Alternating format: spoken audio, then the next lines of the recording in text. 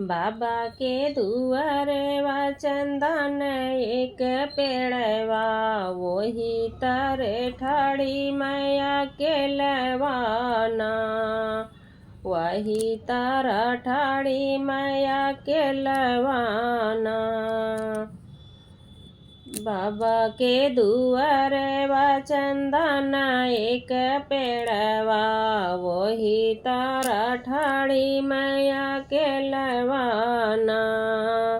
भीतरा से निकरे हैं लहुरा देवरवा, भीतरा से निकरे हैं लहुरा देवरवाना। काहे भौजी ठाड़ू या के लवाना, काहे भौजी ठाड़ू या के लवाना। बाबा के दुआरे वा चंदन एक पेड़वा, वही तारा ठाड़ी मैया के लवाना। वही तारा ठाड़ी मैया के लवाना।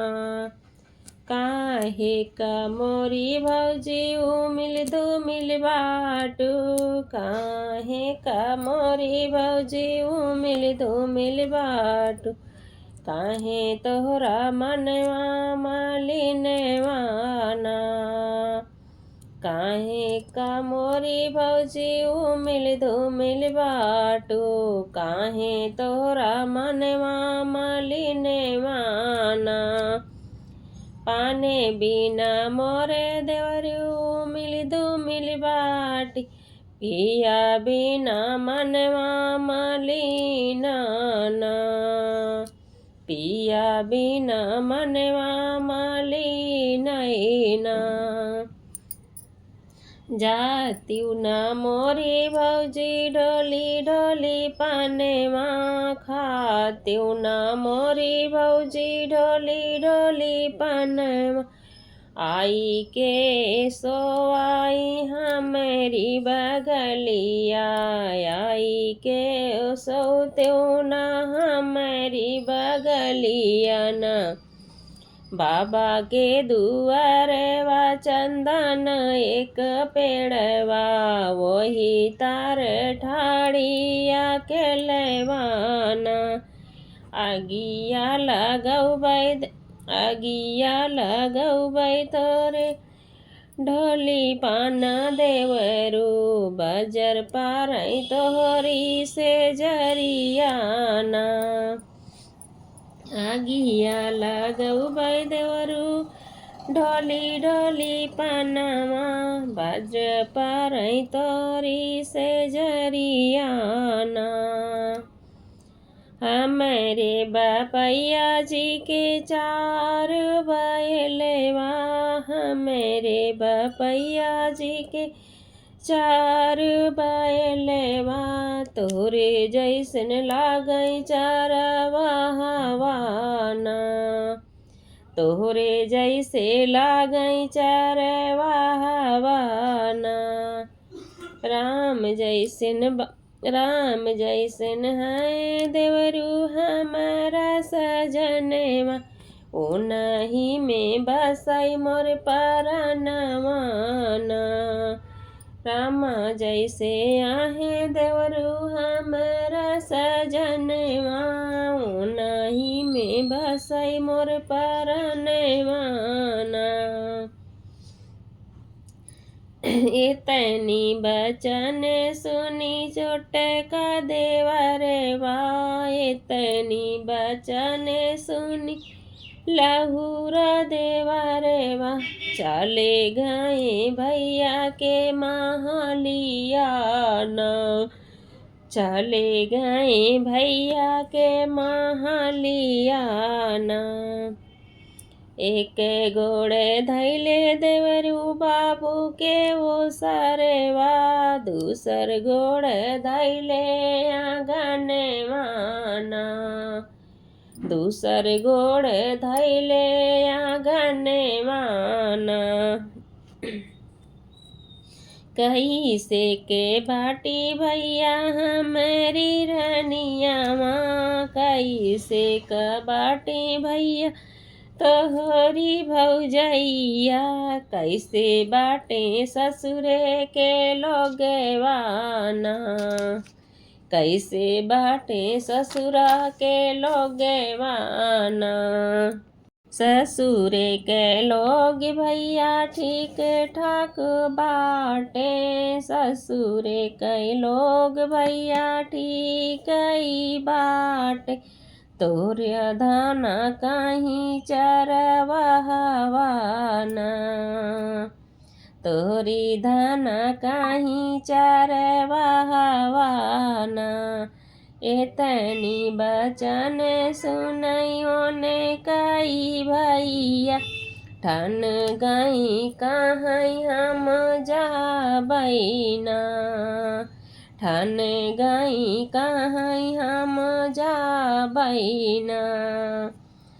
कहाँ मोरे भैया पाँव कई पैजन, कहाँ बाटै मोरे भैया पाँव कै पनहिया, कहाँ बाटै ढाल तलवरिया नहा, कहाँ बाटै ढाल तलवरिया ना। कौन माई बाटै भैया पाँव के पनहिया, खूंटिया पे बाटै भैया डाल तलवरिया, खूंटिया पे बाटै भैया ढाले तलवरिया। एक बने पहुँचै पिया, दुई बने पहुँचै, तीसरे में धाना कै नैहरवाना, तीसरे में धाना कै नैहरवाना। आंगने में बाटू की भीतरी रानिया माँ, आंगने में बाटू की भीतर रानिया माँ, तुका मारन हम आएना, तुका मारन हम आएना। कमन मारन कमन कसूर हमें की है मोरे पियावा, जमन हमें मारे आया ना, कमन कसूर हम की है मोरे पियावा, जमन हमें माराए आया ना। तोहरे नैहरवा धाना चार बैलेवा, तोहरे नैहरवा धाना चार बैलेवा, हम ऐसे लागई चरवाहवाना, हम ऐसे लागई चरवाहवाना। इतनी बचन जब सुने उनकी धाना, पिया जी का लागी समझावैना, पिया जी का लागी समझावैना। बाबा के दुआरवा चंदनवा के पेड़वा, तेही तारे ठाड़ी माया के लवाना, भीतरा से निकरे हैं लहुरा देवरवा, हमसी कहाँ दिलवा कै बतियाना, हमसी कहाँ दिलवा कै बतियाना। काहे लागे भैया कदिहु बिसराई, हमेरा भई तोरे के संगे माना, हमेरा भई तोरे के संगे माना। लहुरा देवरवा पिया मारे लाना, काहे संग सोबै मोर से जरियाना, लहुरा देवरवा पिया काहे बिसराईदा, तोरे संग सोबै से जरियाना।